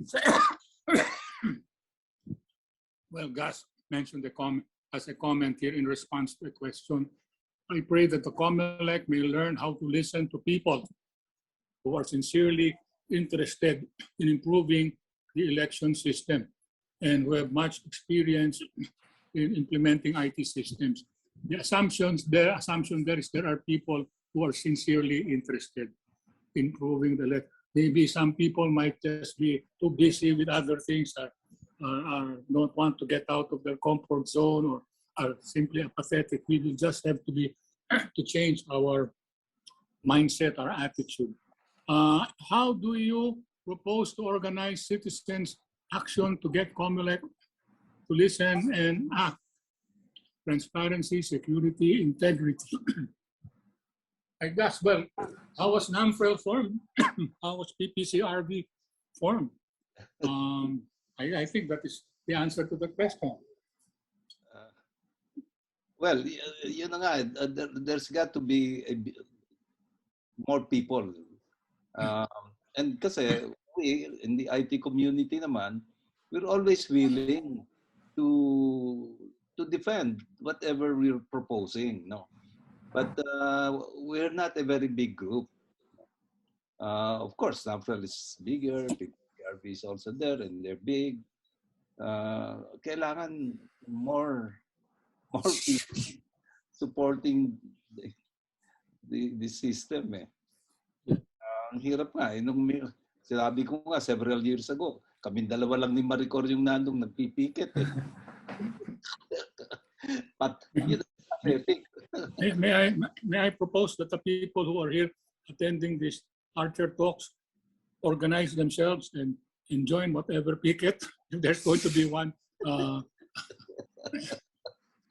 Now, there's another comment from Gus here.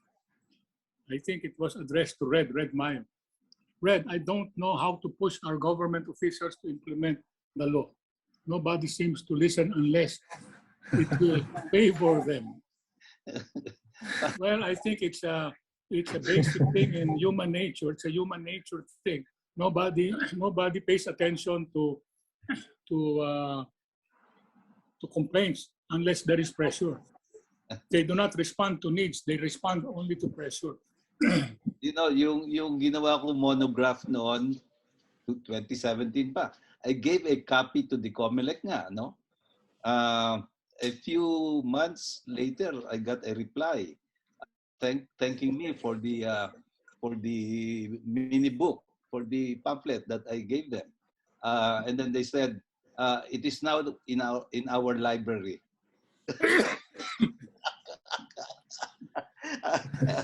Gathering dust, probably. Well, mabuti library, hindi circular file. Or circular file. I did. One more thing. Yeah. Go ahead, Nelson. Yeah, COMELEC should promulgate implementing rules and regulations. Kasi nagkakaroon ng misinterpretations dun sa batas eh. They just did whatever they like to do, no? Na hindi naman naaayon doon sa batas. No? Alam naman natin yung nangyari doon sa 7R glitch. Nag-comply ba sila doon? Hindi. Digital signing? Hindi. Source code? Hindi. Sa resibo? Dati? Hindi. Wala eh. So, kailangan natin dito is to compel the Commission on Elections to promulgate implementing rules.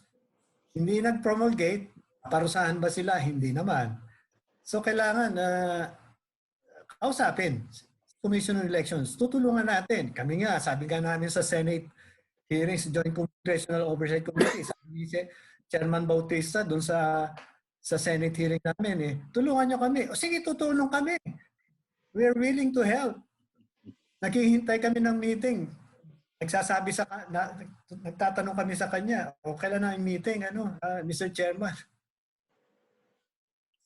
Okay. Anyway, Meron isang question dito, Popoy. Yeah, go ahead. Mayo, why do you even need several layers? Oh, yeah. I was about to ask that. Go ahead. In the law. That's in the law. You can actually go direct to national, pero hindi eh. We have to follow the law na sa municipal canvassing muna, and then municipal goes to provincial, provincial goes national. That's in the law. So we have to follow BP that. 881, ano, 81. Congas, Batas Pambansa 881 or the Yeah. Omnibus Election Code. Right. Okay. Well, it seems the problem is that IRR, that implementing rules and regulations which standard in any law. Is there a legal remedy for that to compel the parties concerned to produce an IRR? Nasa batas yan din eh. They have to Yeah. comply. Kung ayaw mag-comply, anong gagawin mo? You go to the court? I think ang IRR should be out 90 days after the law Yeah. promulgated eh. 1997. Wala. 25, going 25 years. Ay, nako. Yeah. Nakakapagod na. Kailangan magtulong. For the record, Ernie says, I was with you, a group of farmers and urban poor that had a hunger strike and slept on the street before the Comelec office. I was even sent to the emergency room while the rest stayed. Comelec did not listen. We must now use massive force, massive pressure. I think he was even talking about massive media campaign. That's what he said. No? Anyway, so continue. Maybe we have room for two more questions. It's already 12:03. Smartmatic is the joint venture company called partner of a company called TIM. It is TIM that has a contract with Comelec. Okay, a name was mentioned here about who owns TIM. Aside from this, the Comelec will be packed with President Duterte's appointees by the time he steps down in 2022. And these are comments pointing to difficulties and drawing your own conclusions. Well, very good observation. Puro yata taga-ro na kababayan na lahat ng mga ng mga commissioners eh. So we were asked here, draw your own conclusions. Can we really have an honest election? That is the question being raised. But I think also another question is that assuming you want to have honest election, are we all willing to get organized and keep on pushing for these advocacies? I think that is the question that all of us will take home from this. Can I just session. add? Go ahead. This question, can we really have an honest election? Kailangan manual precinct counting. That's very important. That's very important. Mahihirapan sila mandaya in a massive scale. Kung meron mandadaya dyan, mas mahirap kung manual ang precinct counting. Eh ngayon, wala tayong nakikita eh. So, dalindayain. We even had a recommendation in 2013. Before the 2013 elections, alam na namin na nagkaroon na ng legal battle between Smartmatic and Dominion. Sinabi na ng Smartmatic na it was a failure on their side and Dominion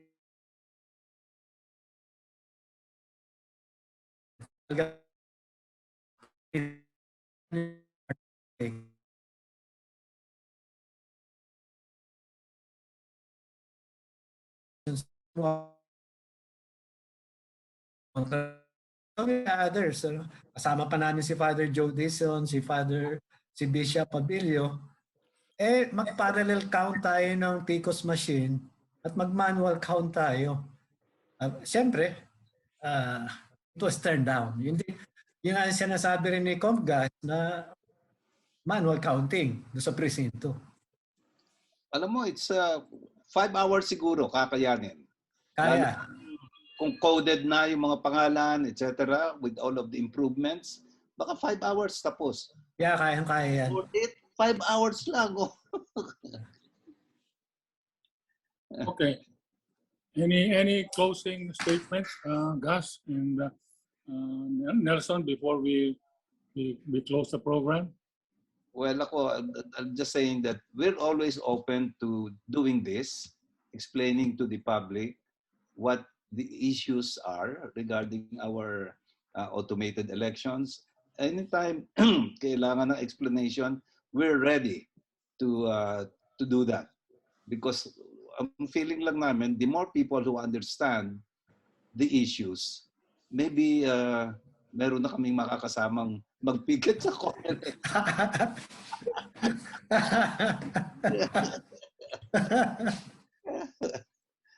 Go ahead. Ako naman, we stick with yung recommendation namin na talagang manual counting, Even yung committee ni former Chief Justice talagang public counting. Napakita ko naman sa inyo yung sinasabi ni Father Aquino sa San Beda, talagang public counting. Yan dapat nating gawin, And then kung talagang mag-automated tayo, talaga ang pwedeng mangyari diyan, ang suggestion ko diyan is to make our system, if not similar, yung practices ng bangko. Paano ba ini-implement yung automation sa bank? Because we trust our money with the bank. So kung magagawa ng COMELEC yan, kung talagang ipupush talaga yung automation, dapat yung sistema yan should be as secure as the banking system. Then? Yeah, thank you. Thank you. There is a last question here from a common friend. Oh, Gus, why did you give up gold with I me? haven't given up a goal. For this talk. For this talk now. Popoy de Rosario. Naglaro na ako kahapon. Is there a chance for dual counting to be approved? Well, it's up to us to work for that. I guess. Okay, on this note, I think we will end this 5th edition of the Archer Talks. We would like to thank everyone for joining us, for being with us. We thank you for participating. And of course, we thank our speakers, our resource speakers, our crusaders for clean elections, our warriors for clean elections, Gus Lagman and Dr. Nelson Celis. There are more of them out there who are crusaders for this, but I think people have to get organized. And so we thank you for all of your time and your effort. God bless. Mabuhay tayong lahat. Thank you. Thank you. Hey.